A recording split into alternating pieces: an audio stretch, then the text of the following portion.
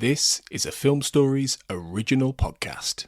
Hey guys, time to get in on the action for the biggest moments in basketball with Prize Picks, America's #1 fantasy sports app. Just select 2 or more players, pick more or less on their projections, place your entry, and win up to 100 times your money. Right now, Prize Picks will match your first deposit of up to $100. Just download the Prize Picks app and use the code GET100. That's code GET100 on Prize Picks for a first deposit match of up to $100. Prize Picks. Pick more. Pick less. It's that easy. We made this.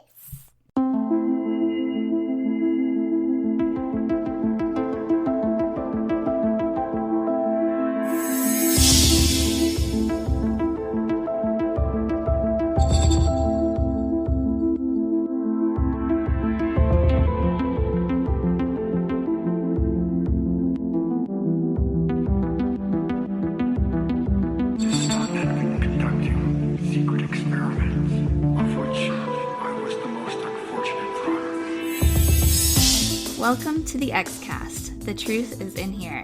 I'm your host, Sarah Blair, and I've got X-Cast contributor Kelechi Ehenulo here with me to chat about the X-Files tie-in novel, Ground Zero.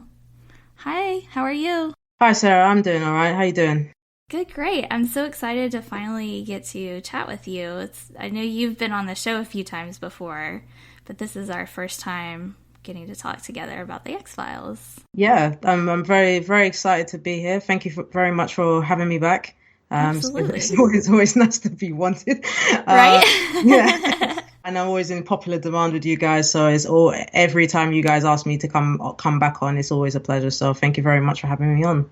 Oh, it's our pleasure to have you, for sure. So let's dig in and talk about the tie-in novel, Ground Zero. This novel was written by Kevin J. Anderson. He also authored Ruins and Antibodies, and this particular book was released by HarperCollins in December of 1995. And in this X-File, Mulder and Scully are sent to a nuclear research facility to investigate the mysterious radioactive death of Dr. Emil Gregory. The trail of evidence leads them across the country and eventually out to a remote Pacific island, but the truth of what happened remains as elusive as ever. So, what were your overall thoughts on this book? We've got. It says it has 3.4 stars out of about 1,775 ratings on Goodreads. Yeah. It's not too bad. I think 3.5 is probably the best it can do. It's probably not the most engaging story you'll read, and therefore not the greatest X-Files story ever told, but it's not exactly terrible. So 3.5 just manages to sort of even itself out. I think what I did quite like about it is that it had a sort of, I guess, a season 2 vibe about it, even though most likely fits around season 1 because it mentions Scully's father and his passing is recent. And it's engaging at times where it needs to be, but I think it's also a little bit predictable and sadly not as memorable as it used to be. And, there are times where I probably at times didn't feel the excitement or the urgency to turn the page. And it's probably not as aged as well, but that's okay. That's, it's very much a product of its time. My own recollection of it is that I remember having the book in my collection, but I don't think I actually remembered reading it or finishing it. So this actually presented a very good opportunity to go and revisit it. And I think probably if I was about 11, 12 or 13 years of age, it probably would have had a tighter and a greater impact because you're still in the sort of nostalgic and hype bubble of the X-Files of the 90s. But in a sort of a positive way, I think it's very easy to read. It's very straightforward. I can imagine this being read by a very young audience, and there's nothing too challenging or taxing to the mind. And if you are a very, proactive or prolific reader, you can get through this book in about 2 weeks.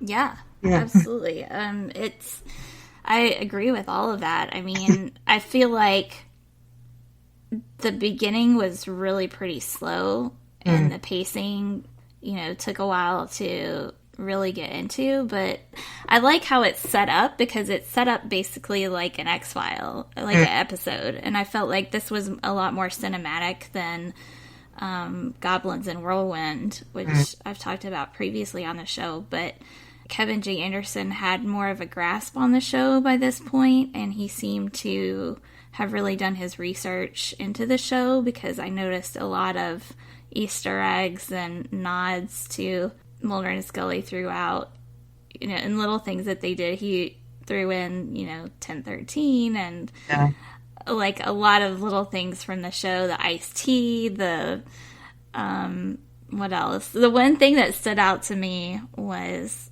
the swim trunks. He mentioned Mulder wearing swim trunks. I was like, no, Mulder wears a red Speedo. You missed that episode, sir. So how do you screw that? I don't even know if that was actually, let's see. Yeah. So this is 95, so he could have actually written that before that episode came out. Possibly, yeah. I mean, I agree 100% with you. I think Kevin J. Anderson has a very good eye for detail, and you're very much right about cinematic. I like to have an active imagination, so I like to sort of try and visualize a lot of those scenes. And there's a part of me that felt like this could slot right into the current season. I talk about season 2 vibe, and the only reason why I say season 2 because I think it contains a lot more of the kind of creepiness. So I think of like Dead Calm and the Calasari as kind of its probable benchmarks.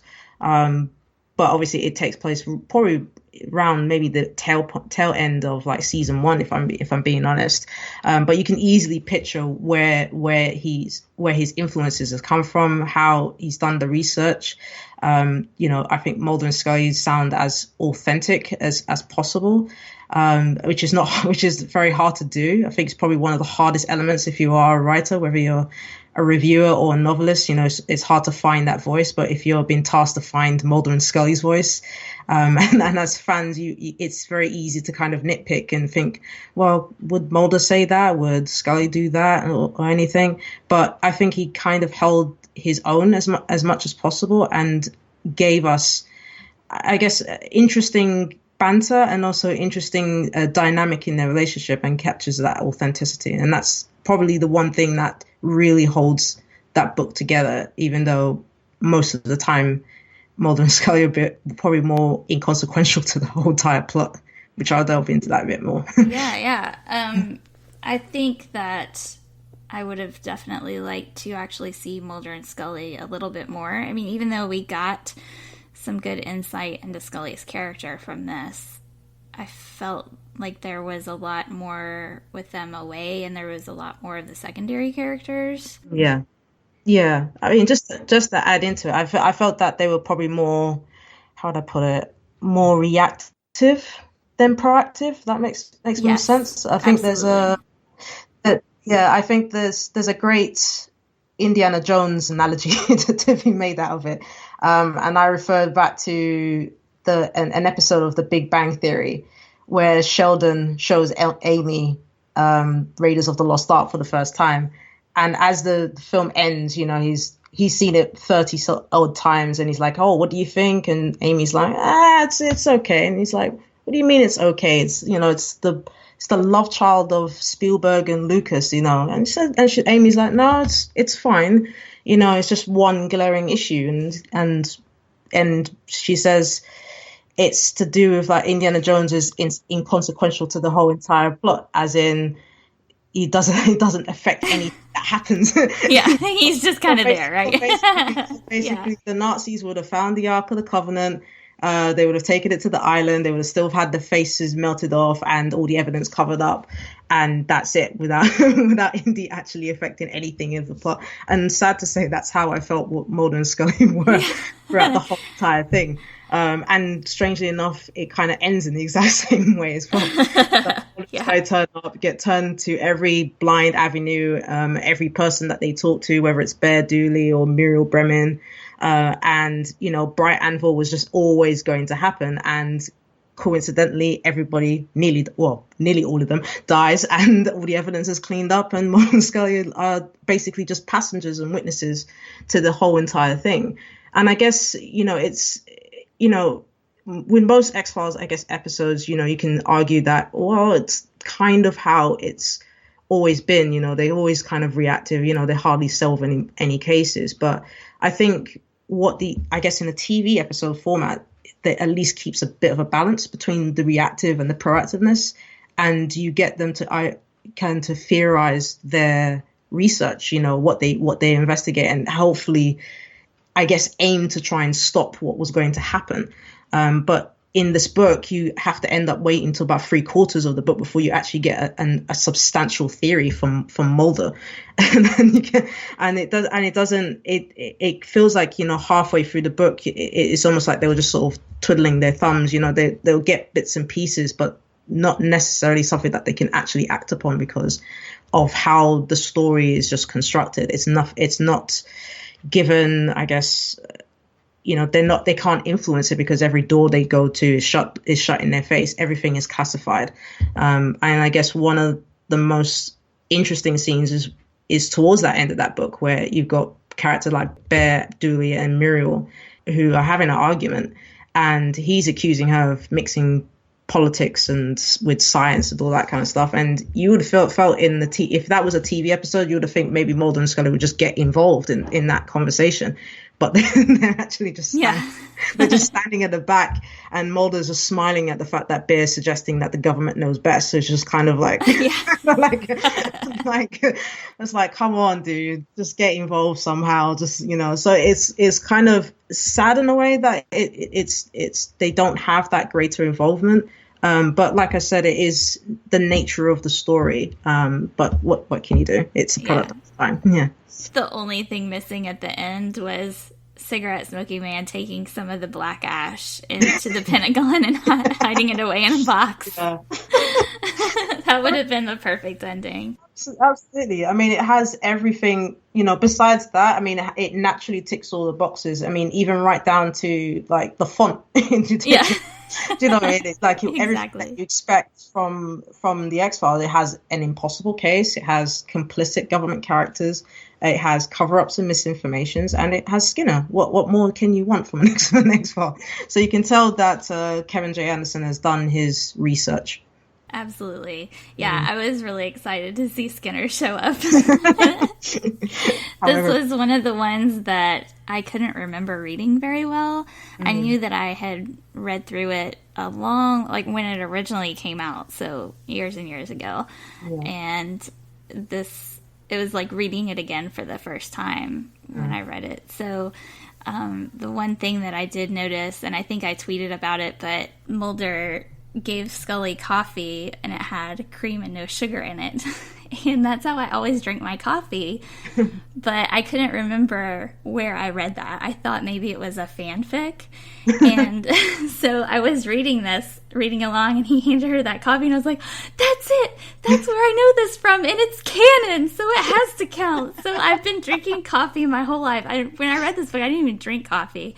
But I remembered that. I was like, Scully takes her coffee with cream and no sugar, and that's how I have to drink my coffee, because I have to be like Scully.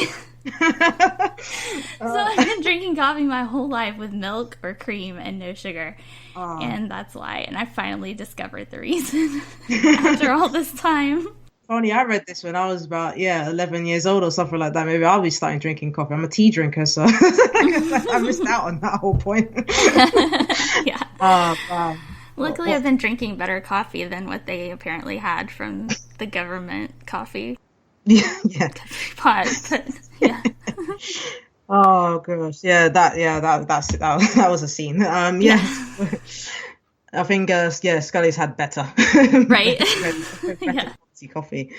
So I guess Mulder's always had this. What I love about the book in certain bits and pieces is how, I guess, considerate Mulder is throughout the whole book.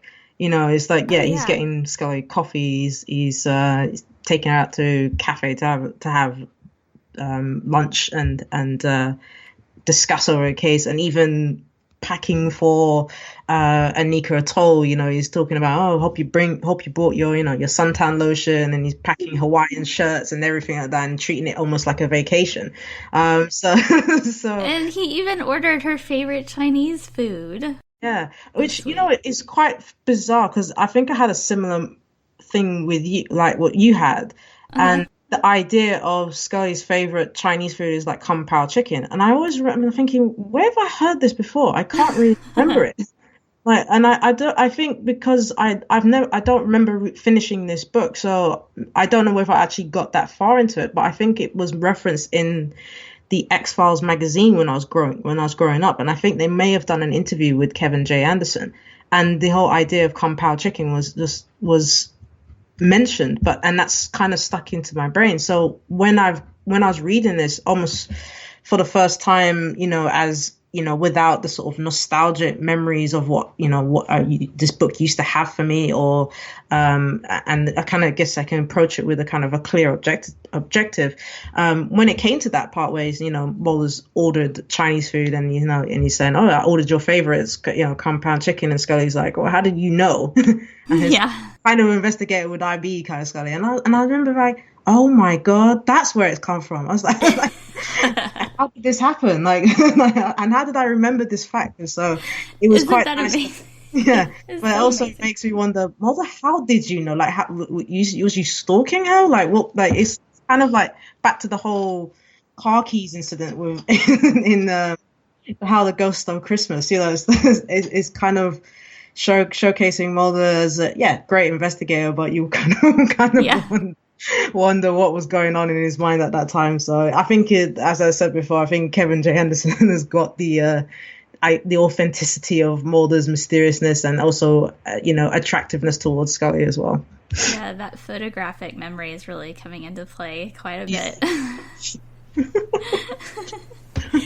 So speaking of Scully, one of my favorite things that I liked about this book was that we got some of her backstory and got to delve into her character a little bit deeper. We didn't get so much from Mulder, but we learned that, and I guess this is canon because it's one of the official books. So we learned that she spent a year at Berkeley while her dad was in the military. It was her freshman year of college, and got involved into some protests and learned a lot about nuclear weaponry, and I wonder if that's where she got involved with Einstein's twin paradox and this and that physics and all that. So it makes sense that she's been interested in all that kind of stuff. It really fits with her character. So what did you think about that? Yeah, I actually quite enjoyed that bit. I think, again, it's one of the strongest aspects of the book.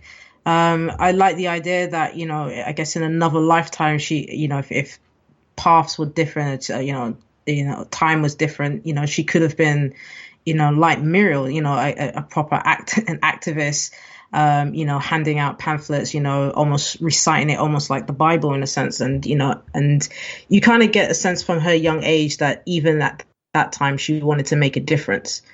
But at this, and there's a great little scene where in the book where she even romanticizes the idea of her youthful days, where when she goes to the cafe with Mulder and she buys a small trinket. It's like a trinitite.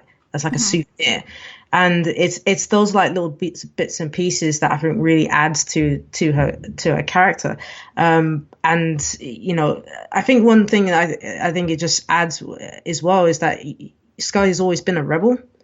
I think where the book tries to sort of infer the sort of a sympathetic or nostalgic recollection of her past and her life choices, she still ended up being a sort of an activist anyway. You're working in the FBI as a sort of retaliation against her father in terms of career choice. But she ends up teaming up with Fox Mulder, who is arguably a rebel himself. So in some ways, the X-Files is very much an activist cause done at the indulgence of the FBI.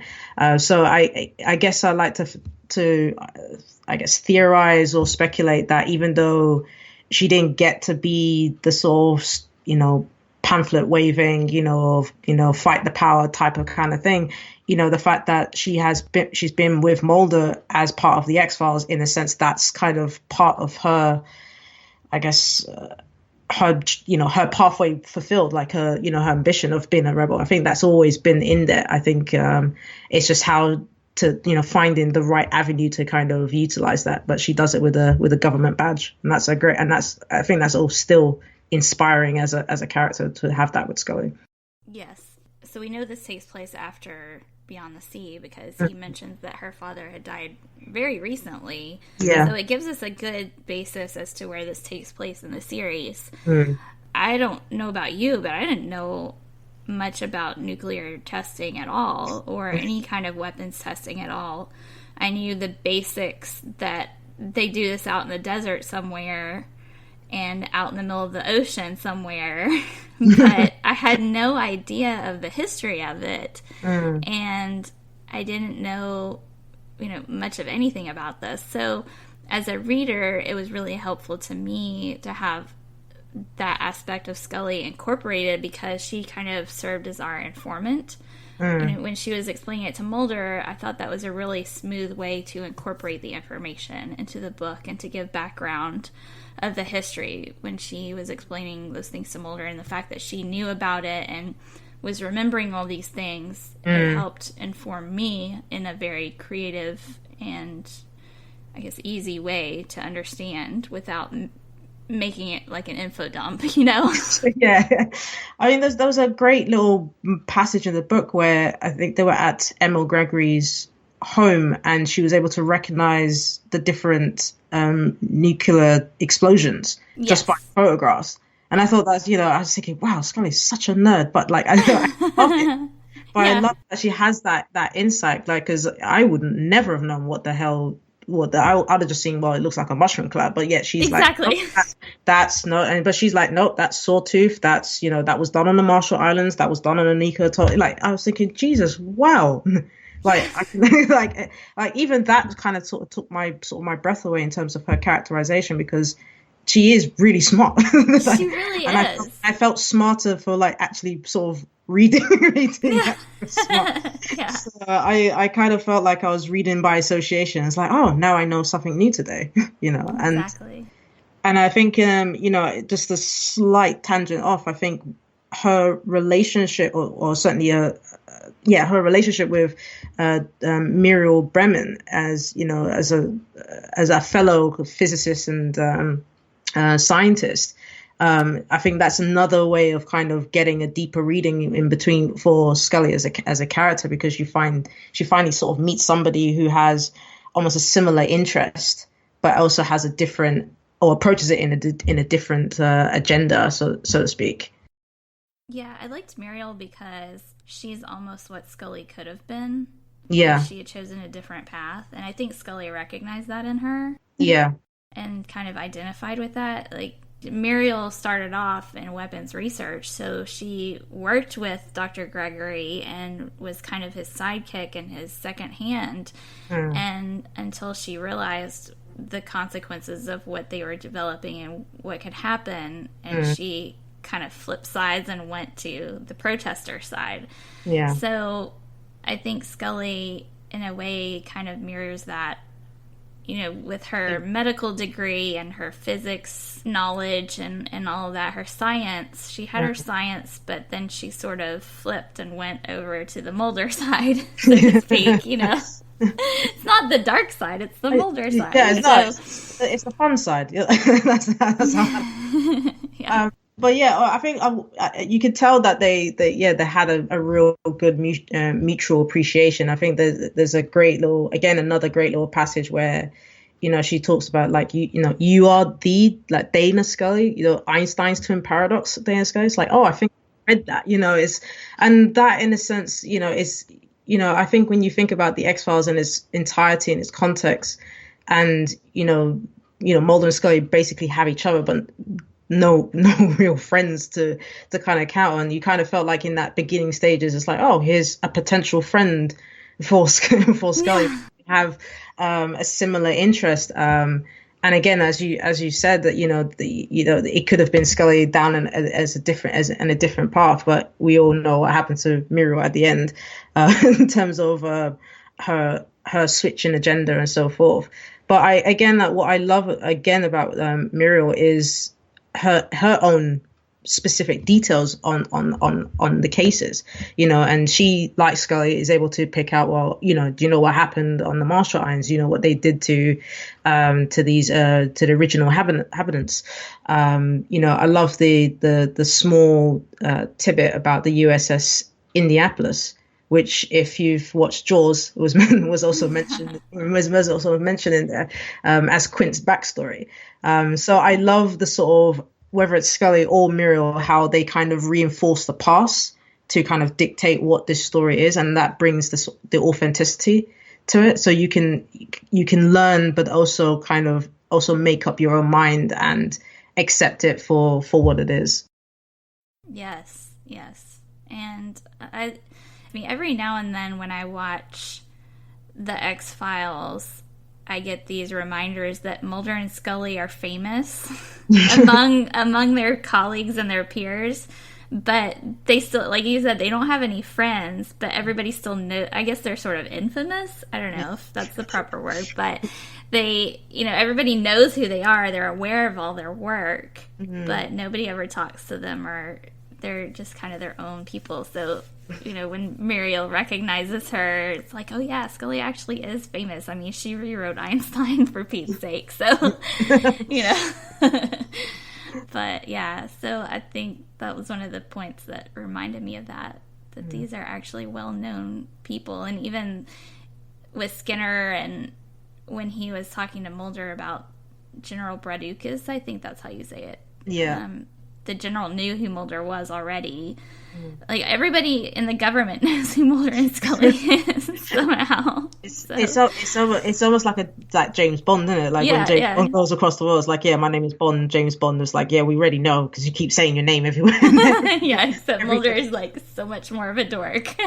And absolutely. I think, I can't remember, did Skinner said like he did know Braducas, but never met him? Like, he never received a call from him. Like, he just got it from an outside channel or something like that. It was his unofficial channels, I'm sure. Yeah. So it's like Braducas knew Mulder and Scully and Skinner, but just like, I'm covering my tracks kind of. Yeah, but I think that's one of Skinner's doublespeak things, where he was saying it not for Mulder, but for whoever else might be listening. Like, I feel like Skinner always assumes that somebody is listening. That's the way he always acts to me. That he's always being watched. Someone is always watching. Someone is always listening. There's somebody in the shadows always. Yeah. So he's very careful with his words. And in that part towards the end where he was telling Mulder, I don't know who this man is,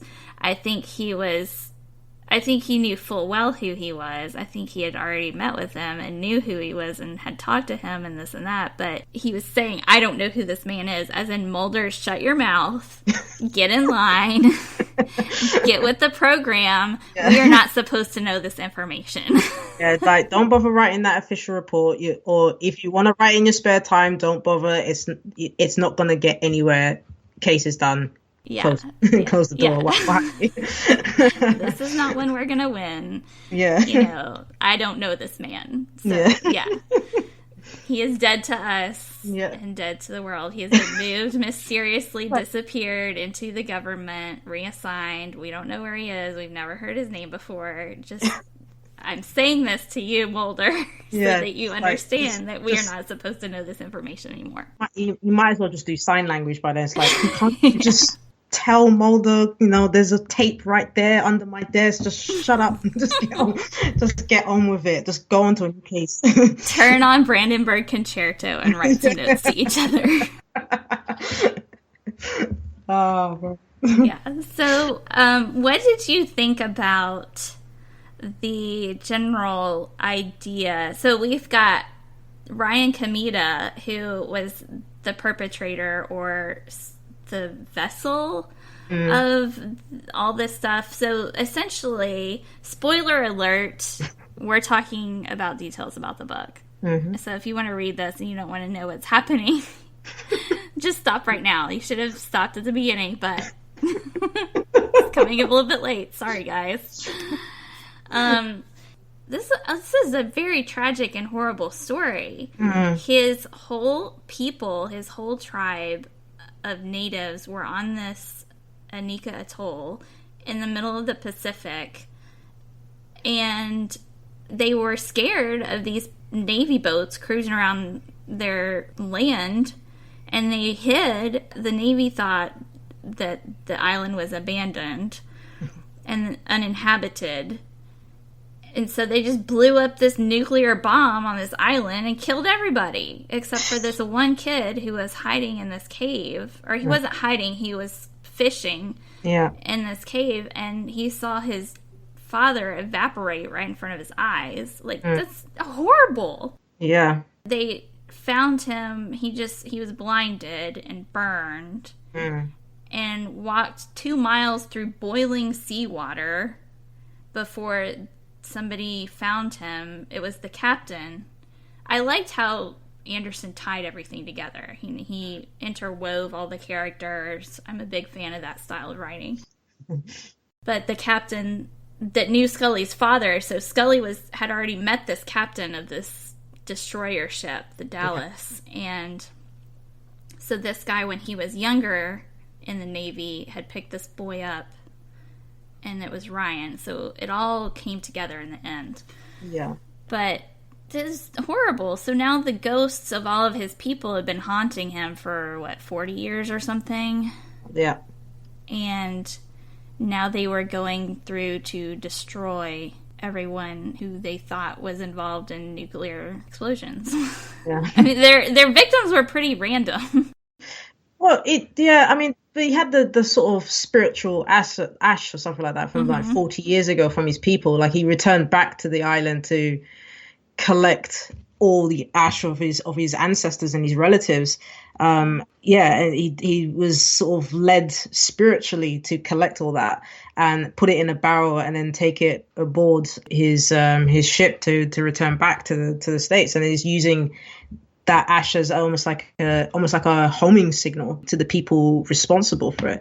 It's a tragic what happens to Kameda and his people, and you can't. The sadness is that is what happened to his people, and he's resorted to getting revenge. I mean, this is basically what it is. It's revenge, and hopefully, and the hopeful that whatever bright anvil was meant to be, this thing that not even Bear Dooley, not even Dr. Emil Gregory, not even Muriel, when she was working with them, even knew what was power in it, what was it was almost its own mystical existence, in the same way that Kameda could channel the spirits of his people to make sure that nothing like that ever happens again. So it's quite interesting in the sense that you have that kind of activism with Kameda to make sure that it doesn't happen, and I guess he has like a permanent answer to that. You have Muriel as like almost like a secondary activism, but doesn't go as far as what Kameda does. And then you have Mulder and Scully being activists as general within the FBI and just being that resistance. But yeah, with Kameda, it's just awful in terms of how, within the context of the story, how these experiments were happening, how they were doing it, and the destruction of it. And when you compare it to someone, say, like Bear Dooley, who is completely obnoxious, as the book evaluates him as a bulldozer of a man, and even probably by the end of the book he almost becomes like a Bond villain in the sense that he just basically just wants conclusions, he just wants answers, but at the same time the way he rationalizes the whole thing is just like, well, it's not my problem, I'm just here for the science. Whatever foreign diplomacy and governments are doing, they're doing whatever they want. It's out of my control. Kameda provides, I guess, the human essence to it, and you've got that juxtaposed with Bear Dooley, who's just like, well, I don't care what happens to people. We're on the verge of something great, which is quite sort of ironic in a sense, because that is not great. You know, even if you are building a nuclear bomb that can have no fallout, so to speak, like what happened with like Hiroshima and Nagasaki, you know, you're still destroying lives. And I felt like way Anderson was able to kind of juxtapose that between like, here is Bear Dooley, who is completely self-centered and completely about himself and does not care about the human cost of what these tests were doing, versus someone who has literally survived it. That's where I think is, again, another strong point of the book. I don't know if you agree with that. Oh, yeah. And I liked that he presented these two sides, but it wasn't preachy. Yeah. It kind of let you see things for yourself and make your own conclusions about how to see these characters. And I really appreciated that about the book. Mm-hmm. And another thing I was wondering, tell me what you think about this. It kind of ties into that a little bit with the ghosts. And they mentioned several times that nobody actually knew where the technology for Bright Anvil came from. Mm. And I was expecting it to be aliens. Because it's the X-Files, let's be honest. Naturally, it must be aliens. Yeah. Or something like that. But then I started to wonder if it wasn't the ghosts. Maybe they had informed something somehow. I'm not sure. Or maybe Kamita had gotten the information from the ghosts and somehow influenced, because, I mean, he had connections. He had the money. Yeah. And maybe he somehow... But that wouldn't really make sense, because he wouldn't want to do the... He wouldn't have... He wanted to stop Bright Anvil. He didn't want to create it. I more lean towards the side that is some sort of government technology or something like that. You know, maybe they found some sort of unnatural source. You know, I think the way the book is structured, you know, almost in a sort of episodic kind of format is, you know, it combines present and the past and talks about, you know, almost the evolution of the, you know, the atom bomb, the hydrogen bomb, the nuclear bombs, and all those kind of almost weapons of mass destruction. So the way it's formulated, you could almost kind of paint a picture where maybe through the research of those technologies, they managed to find some kind of new source, but no one really knows how to control it and how to dominate it.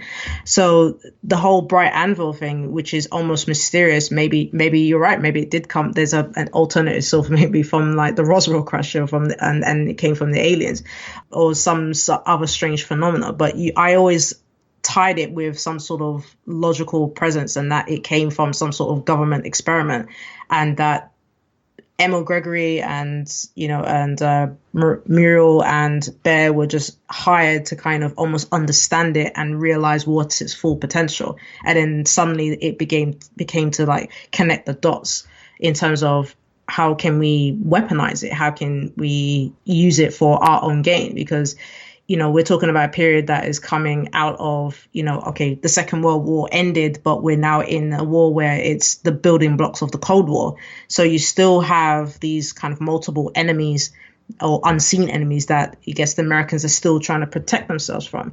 So it's, in the end, it becomes more about, well, without being preachy, but more about how America responds to threats. And that is, we might as well build the best and have the best to protect ourselves in case something happens, and stockpile it. And that's where I think where that information would come from. Mm-hmm. Yeah. That makes sense. And it would be easy for, you know, the name of the lady that got evaporated in her pool is Nancy. Yeah. Yeah. She and Braducas and, you know, Bear Dooley and that cast of characters there, I noticed that it was easy for them to write everything off, what they were actually doing, because of you know, what you said about how this is coming from some mysterious thing. You know, that it was like, well, we don't actually know where this came from. We're just playing this one particular role. And it's somebody else's responsibility what actually happens with it. But I'm not the one in charge of the technology, so it's not my fault whatever happens with this. It's not going to come back down on me. And then Bear was like, well, I'm only in charge of, you know, setting this up and getting the technology part in control. You know, it's not my fault. It's Washington who's going to have to deal with this. So it was real easy for them to all brush all the responsibility off onto other people. And then you've got Mariel and Ryan who were taking control of that, if that makes sense. And so they were the ones with the actual conscience, and they could see the consequences of what was going to happen, and they were the only ones trying to stop it. So I think it's, I mean, especially nowadays in our culture, it's real easy to be like, well, I'm not the one in charge of this. It's not my fault. Yeah, it's the clever bout of whataboutism. That, you know, it's exactly. Not, it's someone else, you know. It's what about, you know, what about the government? It's like, it's their responsibility. And it's, I think what the book does really well is highlight that lack of accountability, as you said.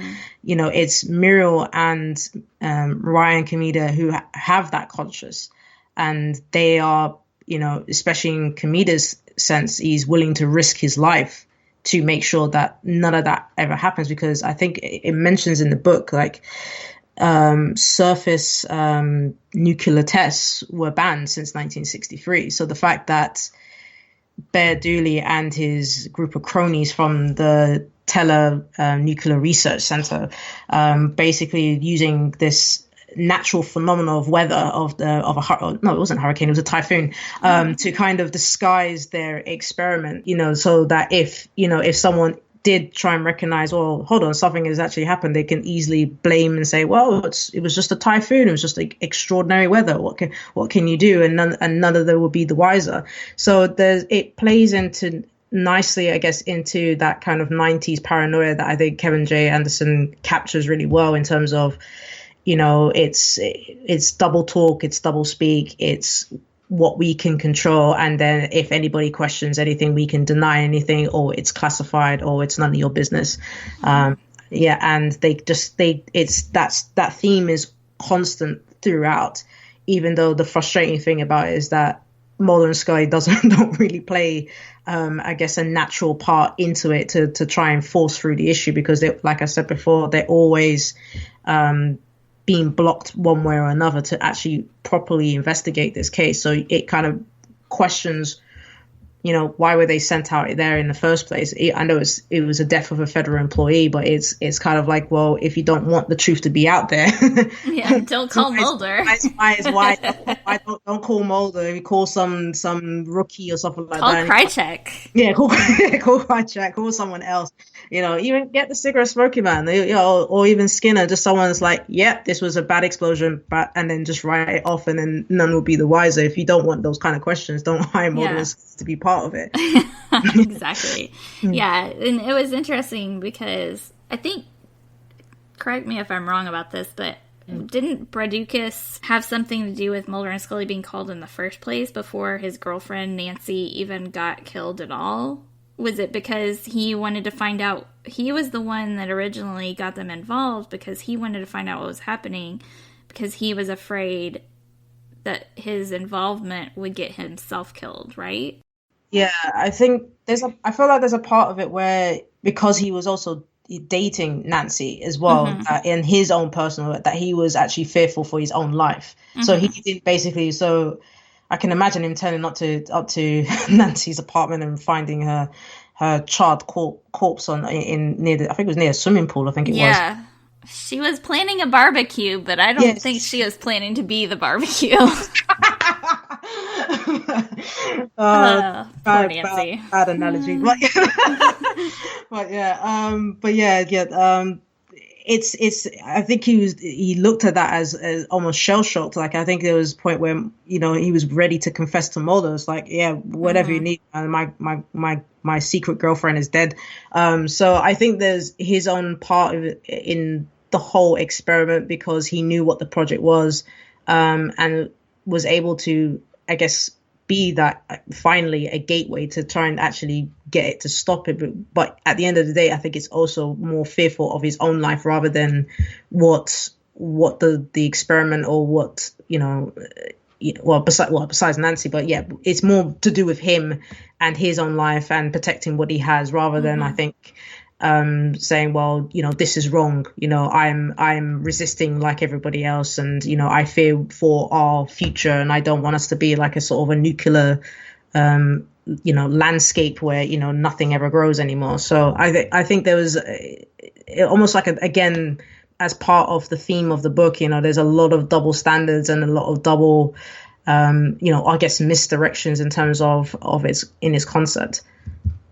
I guess Braducas was kind of the CSM in this book because we didn't see CSM at all. But, when he was talking to Mulder, it reminded me a lot of that scene with CSM and Skinner. He's like, do you have the damn tape? Like, you can tell he's so scared, and he's scared because he's next, like if he doesn't get this under control, he's screwed and he's dead. Yeah.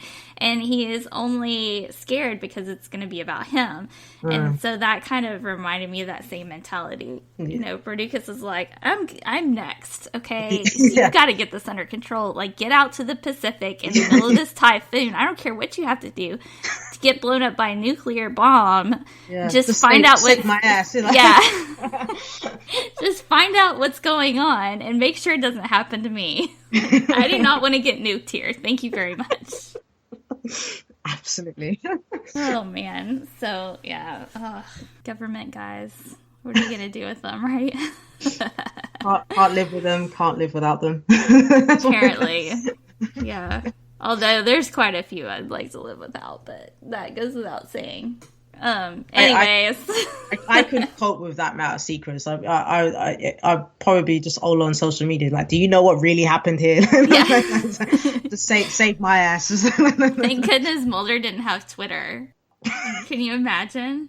I think he would have to go through all the fake news and everything like that, like and all the troll behavior. So yeah. We're living in a post-conspiracy truth right now. So like the truth is now just like wrapped up in something else. So I think it'll be like, I'll be like Scully, like Mulder, the internet's not good for you. So yeah, go do your research. Facts, people, facts. Fake news. Yeah. Is there anything else you wanted to talk about, the characters or anything? Yeah, I mean, again, it's like, I think Bear Dooley just strikes out as a controversial and confrontational kind of character, because he always seemed to have it in for Mulder from right from the get-go. Like as soon as he stepped into Mulder stepped into his office where they were doing building work and they were trying to get rid of asbestos. He's like, "What are you doing? Put on the mask," and like right from there, he's just like. He was just this irritable man, and I think by his description, for some reason, I pictured Max Fenwick, but like an evil version of Max. Oh yeah. That kind of struck me, in terms of like how here's somebody who's clearly smart and bright, but at the same time is as culpable, but doesn't see it in that way. He's always thinking about the bigger picture, and never wrestles with his consciousness in the same way that Muriel does. So I think that's probably one of the sort of interesting aspects of it. What did you think about Bear and Muriel's interactions towards the end? Like once they got in the same room, like Bear was like, "Don't you want to? Isn't this science exciting to you? Like, don't you want to jump back in and get back into it? Like, this is our life's work." And she's just like, "No, man. Yeah. Like, what do you think I've been doing all this time? I don't want this. It's like you have to stop this." And he was just so clueless. Yeah, I mean, like I said, he might as well be a Bond villain at the end. Yeah. It's like do you expect me to talk? No, Muriel, I expect you to love this science thing that we're doing here. Can't you see this magnificent kind of thing that we have that's going to change our lives? It's like, no, I don't want to be part of it. Mm-hmm. And I think, again, it just adds to the sort of abrasiveness to his character, because he can't see the human consciousness of it. He can't see what he's doing wrong. In a sort of, I guess, a Nolan-esque time countdown in the last few chapters of that book, it what really ups the pace is that, everyone else is, trying to do their jobs, but he's like, Victor, have you checked the generators? Have you done this? Have you checked the systems? Or, I'm going to do a last minute check. Everything is always about the success of the operation and not about the human life. There's a point. Yeah, the consequences. Yeah. So there's a point where Kamida sacrifices, he like literally goes out into the storm, and he's like, well, that's his fault for going out into the storm. Why should we care? Like, he's obviously him, almost placing again blame on Kamida. It's like, well, it's your responsibility. My responsibility is to this project.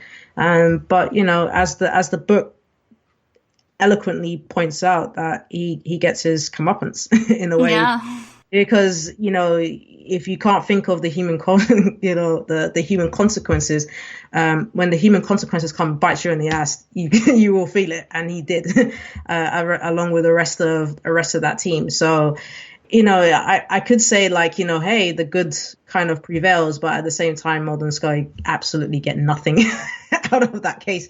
So, yeah, I guess that's more the interesting aspects of it. Yeah. As we were talking about, in the book, in comparison to the TV series, it's kind of written almost like an episodic format. But as you know, with like TV episodes, there's always limitations, whether it's budgets, locations, story scope, and runtime. And I think maybe, obviously, again, it's a product of its time, but I also felt like sometimes the book was also a missed opportunity to actually kind of expand and explore areas where, those TV limitations are not bounded by. So you got that, the interesting tidbit about, I think he was mentioning Captain Ives, I think it was, who knew Scully's, or had an interaction with Scully, and he was aware of Scully's father. And I thought that was quite a nice bit to, again, build into Scully's character. In terms of like how influential her father is, how many, in terms of her background, her military background, and being moved from post to post, but yet still being famous for that. But there's a part of me where I was kind of like, I wish this book actually sort of broke away from trying to almost seeing from A to Z, and actually kind of go off a bit of a tangent, because it's a book. I don't think you needed to be so strict down to the kind of pacing of the as if you're keeping pace with a TV episode, because obviously a TV episode will not have all that kind of details. It's, I guess it's up to like people like us to kind of infer what those details are, and the book could have kind of filled in those kind of gaps but be more expansive on that. And I guess on reflection, given that this is probably the first time properly I've read this book, it's probably a story that works better on a thematic level, about the consequences of nuclear weapons and its devastating impact, than, its overall execution, which, it's good in places, but, probably not as memorable as we would have liked it to be.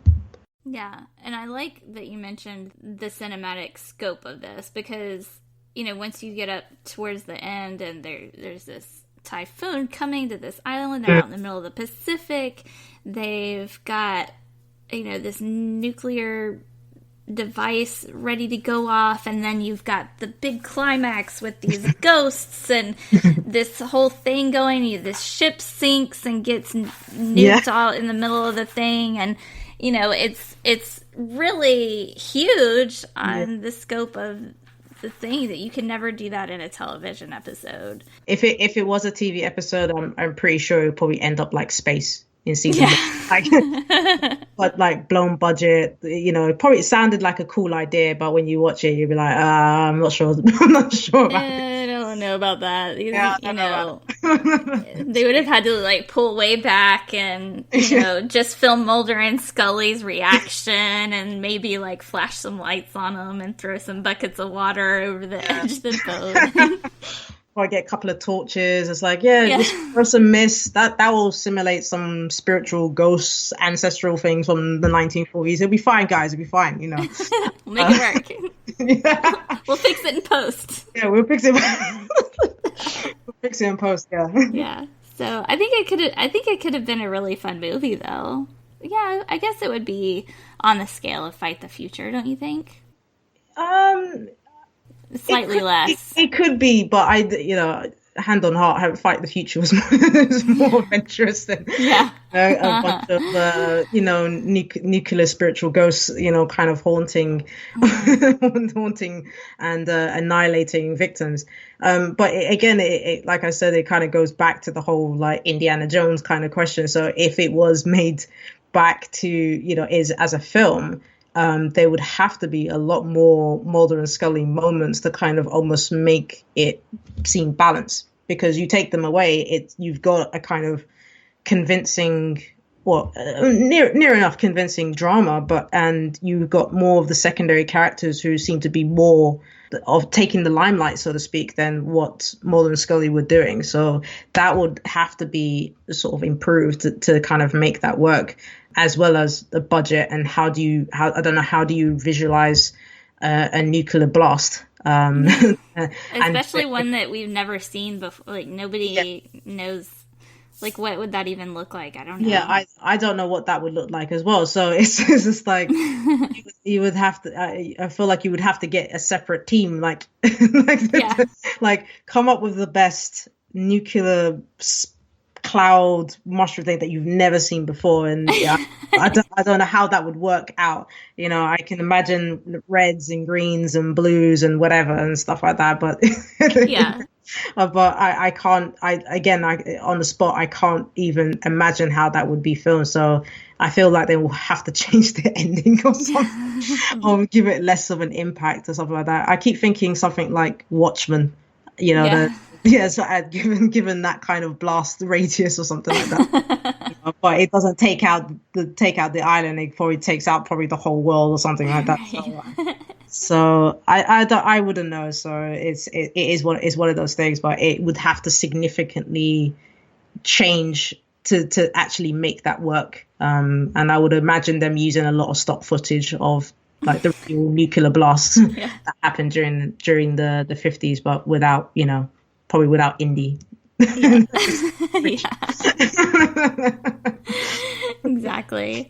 Well, we have a few comments, not many, but we have a few comments from the X-Files Basement group on Facebook. If you are not in on that, go join because it's a lot of fun. We have some good discussions on there. Fred says about this book, it's not as good as Ruins.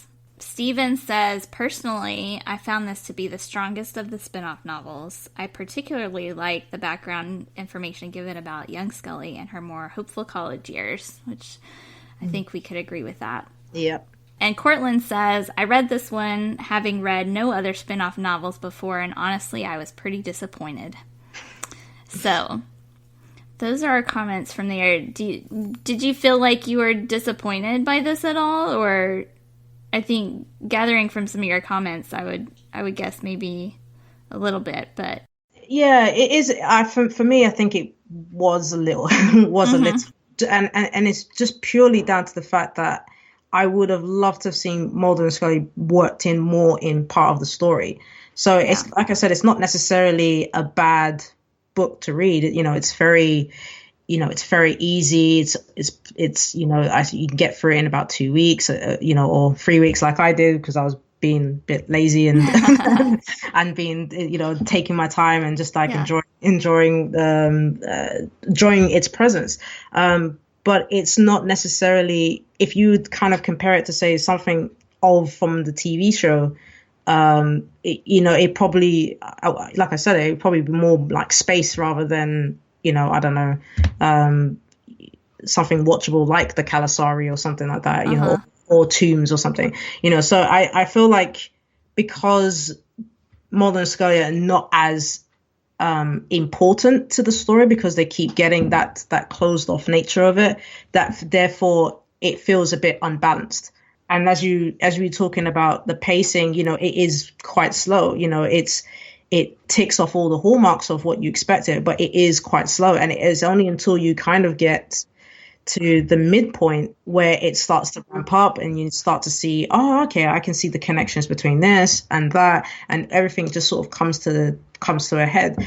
But it almost feels almost kind of a rush to a head as well, because you can say that or argue that these characters were very, classified and closed off, but all of a sudden towards this end game, it's like, okay, I'm going to spill it. I'm going to tell you the truth.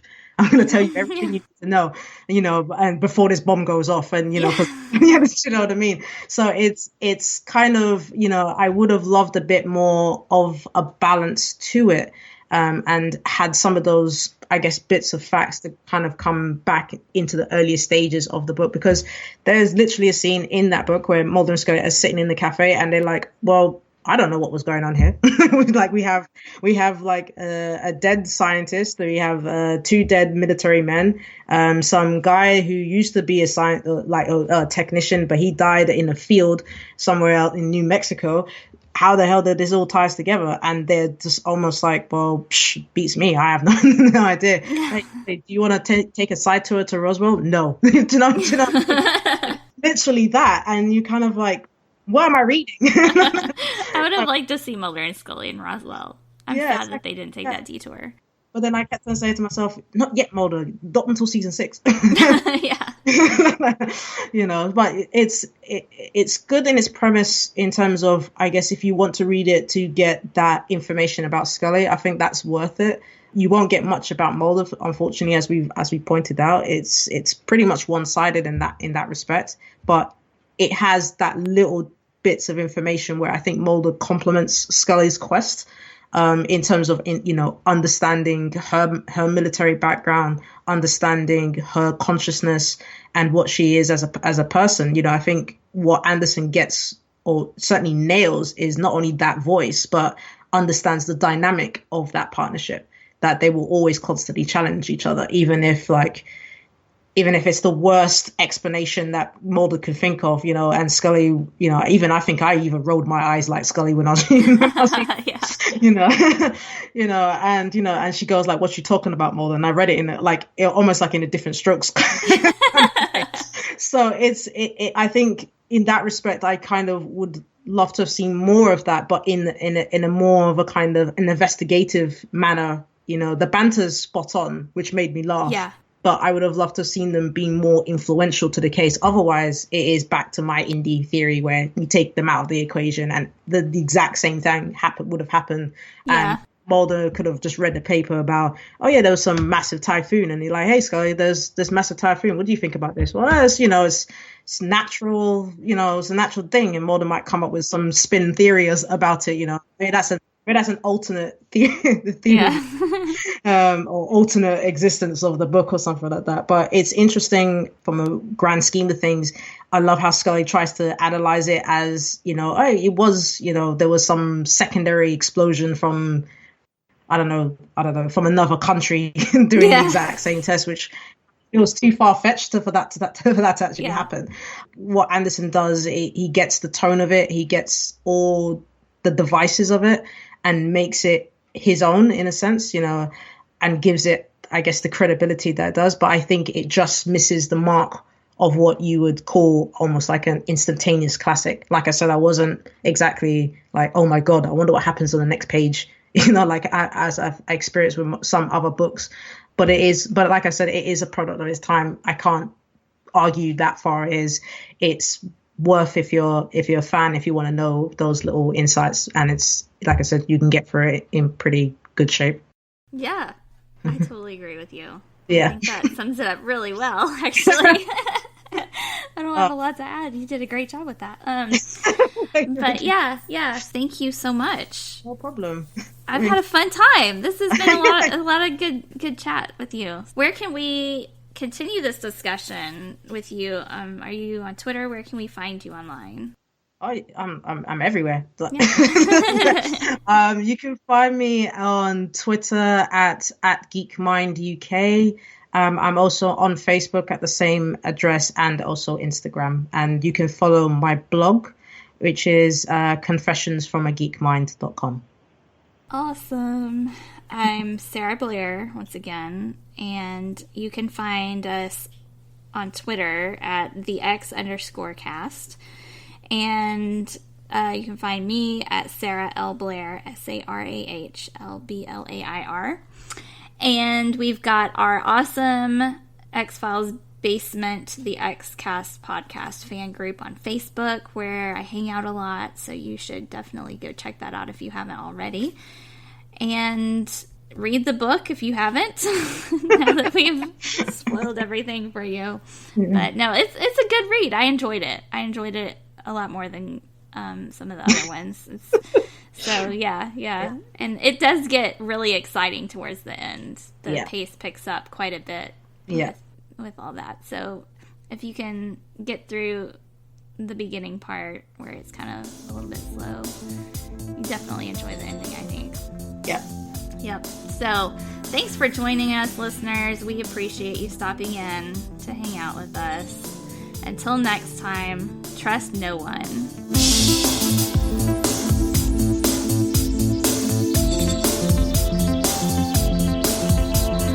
The X-Cast, an X-Files podcast, is produced and hosted by Tony Black, alongside a dedicated team of podcasters and X-Files fans. You can find the show on Twitter at the X_cast, on Facebook by typing in the X-Cast, or inside our group, the X-Files Basement, an X-Cast podcast fan group, plus on Instagram by typing in the XFcast. If you're a fan of the show, why not support us on Patreon?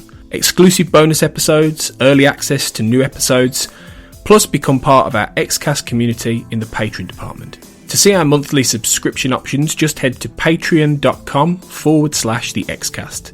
That's patreon.com/the Xcast. We'd love to see you join our Patreon community. We're also part of the We Made This podcast network at We Made This Pod on Twitter and We Made This on Facebook. You can find a range of shows on TV, film, music and popular culture in general on the network. Thanks for listening, and we'll see you next time.